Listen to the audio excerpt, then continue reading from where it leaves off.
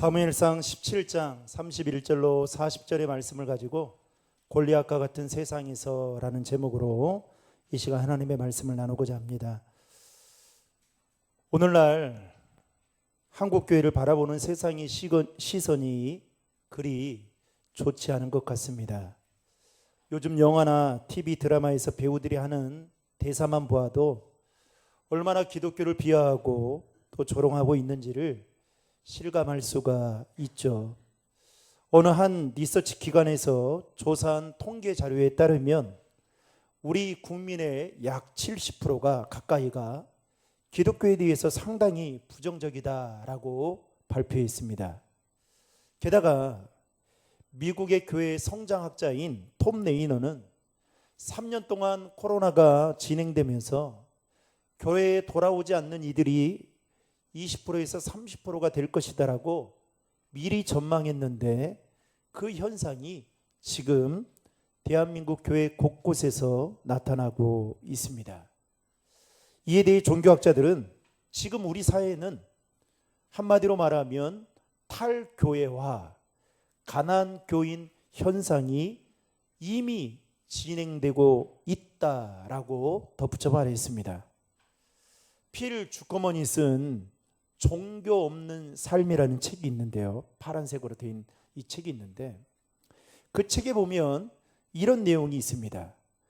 종교가 없는 사람들의 행복이나 안녕은 오히려 종교인들보다 낫다라고 주장하면서 그는 여러 가지 사회적인 통계를 제시하면서 종교가 없는 사회가 종교적인 색채가 강한 사회보다 삶의 질, 범죄, 교육 등의 측면에서 훨씬 더 나았다라고 주장했습니다.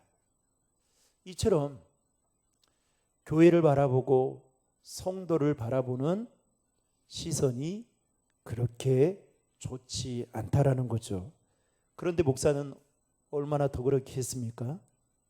이처럼 우리 사회는 갈수록 탈종교화, 탈기독교화 현상이 뚜렷하게 나타나고 있는 이때에 예수 믿는 우리는 어떻게 살아야 할 것인가라는 질문에 답을 찾아야만 한다라고 생각되어집니다. 오늘 본문은 우리가 너무나도 잘 알고 있는 다윗과 골리앗의 이야기입니다. 당시 상황으로 돌아가 보면 사사시대가 끝나고 이스라엘의 처음에 왕이 세워졌던 때로 이스라엘 백성들의 요구대로 이스라엘에 왕이 세워졌습니다. 그 첫 번째 왕이 사울이었던 거죠. 그런데 하나님은 정작 이스라엘 백성들이 요구하는 이 일을 원치 않으셨습니다. 이스라엘 백성들은 왕이 세워지면 나라다운 나라가 만들어지고 그리고 주변의 나라들과 같이 우리나라도 강대국이 되고 견고해질 것이다라는 그러한 생각을 가지고 있었습니다. 그런데 다른 나라 사람들과 같이 이스라엘에도 왕이 세워졌지만 여전히 이스라엘의 주변에 이스라엘을 이어파는 여러 나라들이 있었는데 그 여러 나라들 가운데 하나가 바로 블레셋이었습니다. 블레셋은 이스라엘 남쪽 해안가에 정착하면서 철기 문명을 그대로 받아들였습니다. 그래서 철로 만든 무기들을 많이 가지고 있었죠. 그런데 반면에 이스라엘은 전혀 그렇지 못했습니다. 그런 상황 속에서 오늘 본문에 보면 이스라엘과 블레셋은 엘라라는 그 골짜기에서 전쟁을 이제 서로 벌이게 되는 극한 상황을 처하게 됩니다. 당시 블레셋을 이끌었던 장수는 우리가 잘 알다시피 골리앗입니다. 그는 기골이 장대하며 완전 무장한 어마어마한 무기를 가진 채 이스라엘 백성들 앞에서 무려 오랜 시간 동안 그들 앞에 나와서 하나님을 모독하며 이업했습니다. 그런 모습에 이스라엘 군사들은 모든 두려움에 치를 떠며 도망치거나 숨기에 바빴던 것이죠. 게다가 그 누구도 골리앗과 싸우겠다라고 나서는 이가 한 사람도 없었습니다. 어쩌면 골리앗은 이스라엘이 결코 넘을 수 없는 거대한 장벽과도 같아 보였습니다. 바로 그때 아버지의 심부름으로 형들의 안부를 알아보고 그리고 형들에게 먹을 것을 전달하기 위해서 2세의 막내 아들이었던 다윗이 엘라 골짜기로 가게 됩니다. 아버지의 심부름으로 얼떨결에 다윗은 전쟁터에 갔는데 그곳에서 블레셋의 장수였던 골리앗이 하나님을 모독하며 이스라엘을 위협하는 모습을 보게 되었던 것이죠. 그때 다윗의 마음이 견딜 수가 없어서 그가 사울 왕에게 찾아가 자신이 골리앗과 싸워보겠다라고 자청을 합니다. 싸움에 용맹한 장수들도 겁을 내던 판에 이 어린 다윗이 싸우겠다라고 말하는 것은 당시 상황으로 볼 때에 말도 되지 않는 것이었습니다. 결국 다윗은 끝까지 싸우겠다라고 고집을 피우자 사울 왕은 마지못해 허락을 하게 됩니다. 그리고 사울 왕은 못내 마음이 그랬던지 자신이 쓰고 있던 노트구를 다윗의 머리 위에 씌워주고 그리고 자신이 입고 다녔던 그 갑옷을 다윗에게 입혀주고 그리고 자신이 사용했던 그 칼을 다윗에게 건네주었습니다. 사울 왕의 입장에서 본다면 골리앗과 싸우러 간다면 최소한의 이 정도는 무장하고 가야 된다라는 생각을 사울 왕도 하고 있었던 것이죠. 그런데 문제는 다윗이 사울 왕이 입던 갑옷을 입고 칼을 차고 머리에 노트구를 써본 결과 너무나도 익숙하지도 않고 불편한 나머지 그것들을 내다 벗어 던집니다. 그리고 자신이 평소에 입고 다녔던 그 옷을 입고 자신이 양을 칠 때 가지고 다녔던 그 막대기를 들고 맹수를 물리칠 때 사용했던 물매의 돌멩이 5개를 주어서 골리앗과 싸우러 나가게 됩니다.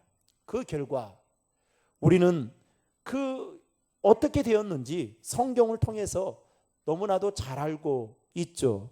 다윗이 골리앗과의 싸움에서 통쾌하게 승리했습니다.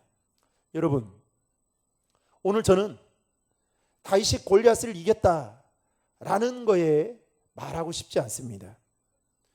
오늘 우리가 사는 이 세상은 완벽하게 무장한 골리앗과 같다라는 생각이 불현듯 들었습니다. 많은 사람들은 골리앗과 같은 이 세상에서 골리앗처럼 완벽하게 무장을 해야만 되고 또 그렇게 할 때 우리의 삶에 큰 유익을 가져다 준다라고 생각을 합니다. 그래서 사람들은 자신의 스펙을 더 쌓으려고 몸부림을 치고 직장에서의 승진을 위해서 밤낮 가리지 않고 고군분투하며 성과를 내어 자신의 존재를 더 나타내려고 합니다. 여러분, 정말 모든 것을 완벽하게 가지고 있어야 우리가 사는 이 골리앗과 같은 이 세상 속에서 정말 행복하고 성공할 수 있는 것일까요? 오늘날 교회도 마찬가지입니다. 막대한 돈을 투자해서 성전을 지어 몸집을 키웁니다. 갑옷을 입히는 거죠. 투구를 써야 교회가 부흥할 수 있다라는 생각을 가지고 있습니다. 쉽게 말하면 이미 교회 안에 세상의 논리가 이미 들어와 있는 것이죠. 교회는 건물이 커야 하고 교인들의 숫자가 늘어야 하고 재정적으로 안정되어야 좋은 교회라, 내가 다니는 교회는 좋은 교회다, 이런 생각들을 하고 있습니다. 그러다 보니까 어느 순간부터 한국교회도 애형적인 것에 지나칠 정도로 신경을 써온 게 사실입니다. 그런데 여러분, 골리앗을 이긴 다윗을 보십시오. 그는 골리앗과 싸우러 나가면서 어떤 투구와 어떤 갑옷과 어떤 칼도 없이 나갔습니다. 고작 그의 손에는 물맷돌 5개만 쥐어져 있었던 것이죠. 다윗이 싸워야 할 골리앗조차도 다윗의 모습이 우스꽝스럽게 보였습니다. 아니, 비웃음의 대상처럼 보였습니다. 아니, 형들조차도 다윗의 그러한 모습을 보고 너는 교만하다, 너의 마음이 완악하다라고 말하기까지 했습니다. 그러나 이 대목에서 우리가 한 가지 꼭 알아야 할 것은 다윗이 골리앗을 이긴 것은 애형적으로 많은 것들을 준비해서 이겼던 것이 절대로 아니었다라는 것입니다. 다시 말하면 몸집의 크기와 힘의 세기로 다윗이 골리앗과의 싸움에서 이긴 것이 아니다라는 것이죠. 다윗이 골리앗과의 싸움에서 유일하게 한 일은 그는 시냇가에서 물매로 쓸 돌 5개를 고르는 일이었습니다. 그렇다면 객관적으로 열세였던 이 싸움에서 다윗이 이길 수 있었던 그 비결은 무엇이었을까요? 우리는 여기에서 골리앗과 같은 세상에서 승리할 수 있는 비결을 반드시 찾아야만 합니다. 여러분, 다윗이 골리앗과 싸움에서 이길 수 있었던 그 비결은 바로 믿음에 있었습니다. 37절의 말씀을 화면을 보고 같이 읽겠습니다. 또 다윗이 이르되 여호와께서 나를 사자의 발톱과 곰의 발톱에서 건져내셨은즉 나를 이 블레셋 사람의 손에서도 건져내시리이다. 사울이 다윗에게 이르되 가라, 여호와께서 너와 함께 계시기를 원하노라. 아멘.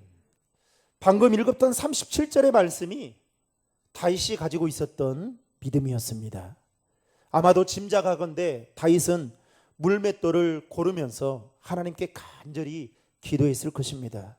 다윗은 어떤 돌의 모양이나 크기, 적당한 무게도 생각했겠지만 그보다 더 하나님께 간절히 기도했을 것입니다. 하나님, 나를 사자의 발톱과 곰의 발톱에서 건져내 주신 하나님, 이 블레셋 사람의 손에서도 건져내 주실 줄 믿습니다. 그리고 그 하나님이 지금 나와 우리 민족과 함께 계심을 믿습니다. 아마 이렇게 기도하는 마음으로 물맷돌을 골랐을 것입니다. 골리앗에 비해 객관적인 전력이 열세다라는 것을 다윗은 누구보다도 더 잘 알고 있었을 것입니다. 아니, 이스라엘이 멸망하기에 앞서서 자신이 먼저 적장인 골리앗의 손에 죽을 수 있다라는 그런 생각도 가졌을 것입니다. 따라서 그는 더 하나님께 간절한 마음으로 기도했을 것입니다. 여러분, 골리앗과 같은 세상에서 우리에게 정말 필요한 것은 바로 다윗과 같은 믿음입니다.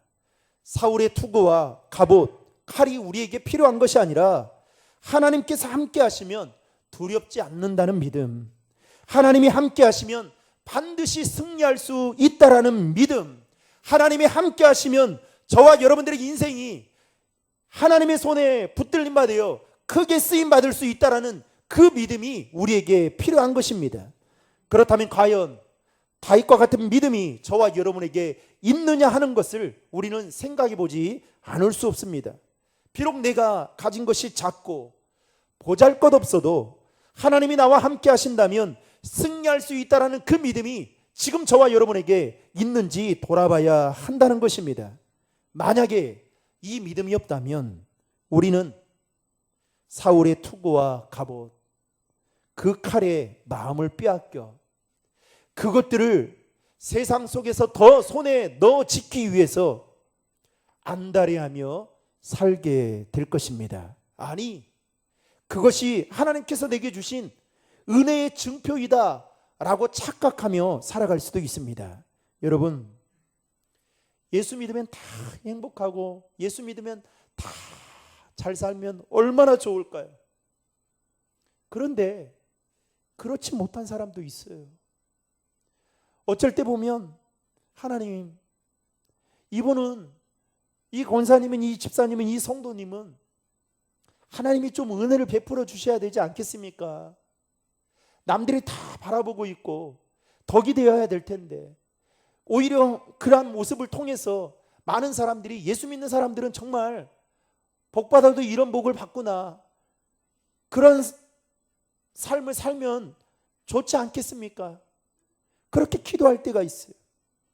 그런데 여러분, 때로는 다윗과 같이 우리 손에 물맷돌 5개, 보잘것없는 5개만 쥐고 힘겹게 살아가는 사람들이 있습니다.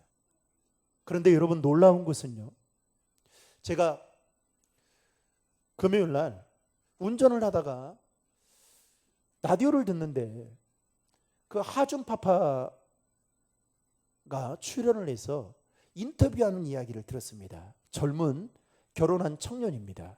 그런데 이 아주 신앙심이 너무너무 좋아요. 그런데 이 청년이 이제 젊은 신혼이죠. 그 어려운 사람들을 몇 명을 돕느냐? 120명을 돕습니다. 그런데 이분이 나온 영화가 이번에 아버지의 마음으로라는 영화가 개봉이 됐습니다. 그런데 인터뷰를 하는데 인터뷰 내내 하는 이야기, 자기는 그 이야기, 수많은 이야기들 중에 제 귀에 기전에 울렸던 것은 딱 하나였습니다.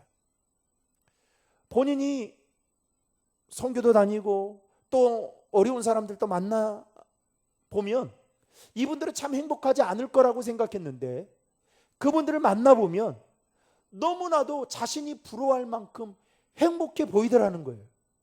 그 행복의 가치와 기준이 무엇인지를 본인은 알게 되었다는 거예요. 그러면서 말하는 것이 우리는 무엇인가를 가지려고 하잖아요. 그렇죠? 가지면 행복하다고 생각하고 가지면 이거 복 받았다라고 생각하는데 이분은 거기서 깨달은 거예요. 나누는 삶이, 섬김을 삶이 행복한 삶이구나. 그래서 아무튼 영화가 이제 만들어져서 개봉이 되었습니다. 사랑하는 성도 여러분, 사울이 주었던 갑옷과 투구, 칼은 다윗 자신에게는 너무 익숙치 않았습니다. 그래서 포기하고 벗어 던졌던 것입니다. 그런데 우리는 여러분, 그 익숙치 않아 다윗이 벗어 던졌던 그 갑옷과 투구와 칼을 혹시 움켜쥐어야만 인생에서 성공할 수 있다라고 생각하고 있지는 않으십니까? 성공이라는 갑옷, 명예라는 투구, 권력이라는 칼이 나를 보호해주고 내 인생을 행복하게 해줄 것이다라고 생각하며 그것들을 쫓아가고 있지 않으십니까? 중요한 것은 저와 여러분이 골리앗과 같은 세상에서 싸워 이길 수 있는 것은 갑옷이나 투구나 칼이 아니라 하나님을 향한 믿음이라는 것을 여러분 잊지 마시기를 바랍니다. 더 나아가서 탈종교와 탈기독교와 시대에 우리가 맞서 승리할 수 있는 길은 오직 하나님을 의지하며 나아가는 믿음이 승리하는 비결임을 믿으시기를 바랍니다. 여러분, 우리가 사는 이 시대가 아무리 힘들고 많은 것들이 빠르게 변한다 할지라도 저와 여러분이 하나님을 의지하고 신뢰하며 나아가는 그 믿음만큼은 여러분 변하지 않기를 바랍니다. 왜냐하면 세상의 외형적인 것으로 싸움에서의 승패가 결정되는 것이 아니라 하나님을 믿는 믿음에서 싸움의 승패가 결정되기 때문입니다. 사랑하는 성도 여러분, 골리앗과 같은 이 세상에서 승리할 수 있는 방법은 교회는 다시금 복음의 본질로 돌아가는 것입니다. 그리고 예수 믿는 성도는 잃어버렸던 다윗과 같은 그 믿음을 다시 회복해서 하나님만 의지하고 바라보며 나아가는 것입니다. 여러분 47절의 말씀을 다 함께 읽겠습니다. 또 여호와의 구원하심이 칼과 창에 있지 아니함을 이 무리에게 알게 하리라. 전쟁은 여호와께 속한 것인즉 그가 너희를 우리 손에 넘기시리라. 아멘. 사랑하는 성도 여러분, 저와 여러분들이 살고 있는 이 세상은 한마디로 전쟁터와 같습니다. 봤잖아요. 우리가 가장 가까이 있는 그 신림동 지역에서 여러분 정말 상상치 못한 일들이 일어났잖아요.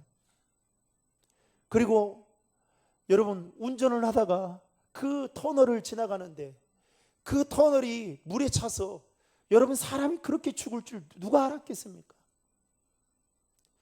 정말 한시 앞도 내다볼 수 없고 예견할 수 없고 저와 여러분들이 하나님이 붙들어 주시지 아니하면 살아갈 수 없는, 숨쉬고 살아갈 수 없는 그 힘든 그 세상 속에서, 골리앗과 같은 세상 속에서 살아가고 있습니다. 그런데 다윗은 뭐라고 말합니까? 전쟁은 여호와께 속한 것이다. 여호와의 구원하심은 칼과 창에 있지 않다. 따라서 그가 너희를 우리 손에 넘기시리라 라고 다윗이 고백했던 것처럼 이 다윗의 고백이 저와 여러분의 고백이 될 수 있기를 주님의 이름으로 축복합니다. 여호와의 구원하심은 칼과 창에 있는 것이 아니라 하나님께 있음을 알고 오직 하나님을 의지하며 나아감으로 골리앗과 같은 이 세상에서 하나님의 도우심으로 넉넉히 승리하는 우리 신도림 중앙의 모든 성도님들 될 수 있기를 주님의 이름으로 축원합니다.